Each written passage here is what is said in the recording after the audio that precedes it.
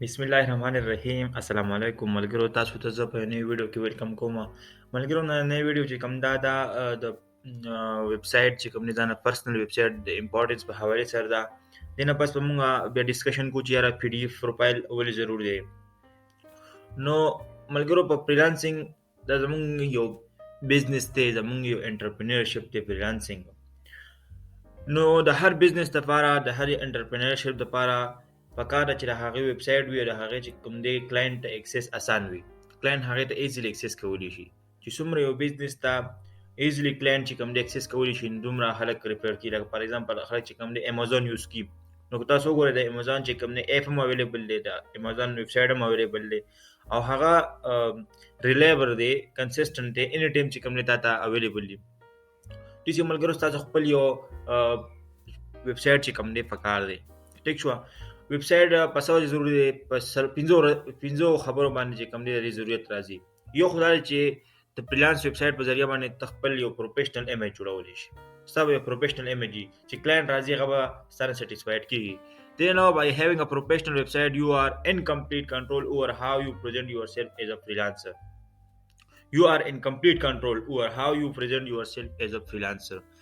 نو پروفیشنل ویب سټ ته یو دغه درکې چې تخپل کنټرول یو فریلانس باندې چې کوم دی خپل ځان دی کنټرول وي، مکمل ستا اکسس تا هر څه چې کوم دی ویب سټ کنټرول کی.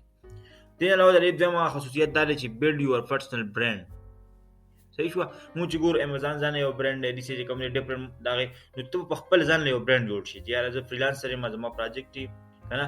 بیا هغه په ترو باندې طرف مارکیټ پلیسز نه چې کوم دی کلاینټ خپل ویب سټ هم نړول شي، حالت چې کوم دی ځان یو بزنس جوړول شي.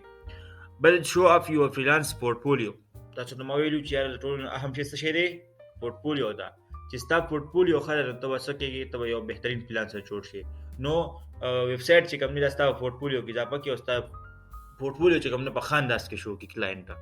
د نه علاوه چې کوم نه جنریټ لیډز د دې په ذریعہ چې کوم نه ته مطلب ځان یو لیډر جوړې دی شي. صحیح شو، تاسو سره ویب سټ وایستا نو بزنس په ته کنټرول کې مطلب نو یو بزنس تاسو سره جوړیږي. بلډ ا سسټینبل فریلانس بزنس. ټیک شو، پرې کې بیا ته پر ویب سټ کې چې کوم نه نور فریلانسر هم هایر کولی شي، خپل کورسز پکې هم الوکیټ کولی شي. نو ویب سټ یو ډیر زیات خشه دی پر تاسو د ځان لپاره دا کوي. اوس یو کس وی یاره پرس کمال ویب سټ جوړول نه راځي، فریلانسینګ پرس کمال ویب سټ جوړول نه واړي.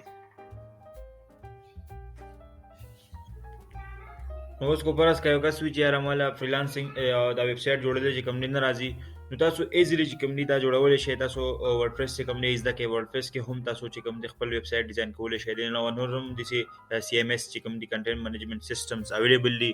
د علاوه تاسو فریلانسر هم هایر کول شي تقریبا ارزان چې کوم تل خپل په ریټ کې چې کوم دی ویب سټ جوړول شي.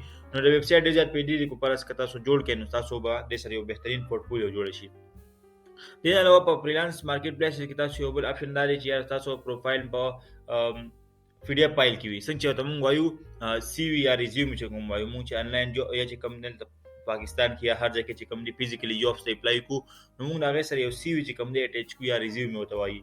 نو هغه څه خصوصیات وي پای کې ستاسو چې کوم دی انټروډکشن، ستاسو سکلز، ستاسو ایکسپیرینس، ستاسو اچیومنټس او ستاسو هر څه چې کوم دی لینګویج دا پکې ایکسپلور شوی. نو د دې کو تاسو خپل پروفایل ایز ا پی ډی اف کې خودو، نو تاسو ایزیلی چې کوم نه هغه کلاینټ ته سند کول شي، کلاینټ چې کوم نه غلې غلې شي. نو دیم ډیر زیات فائدہ راځي کو پرس ک تاسو خپل پروفایل په پی ډی اف کې جوړ کو ځان سره سیو کې خودو، او تاسو کله یو پروپوزل سبمټ کوئ او د پروپوزل سره چې کوم نه تاسو خپل پروفایل هم سند کول شي. کلاینټ تاسو نه ډیمانډ کوي تاسو خپل پروفایل سند کړئ. نو دا یو ډیر بهترین طریقه ده. تاسو ایزیلی خپل چې کوم دی په ډیزاینینګ هم کول شي، خپل پی ډی اف چې کوم دی هغه ډیزاینینګ تاسو خپل سکلز هر څه منشن کې یا سمپلی پی ډی اف کې هم تاسو کولای شي. نو یې ډول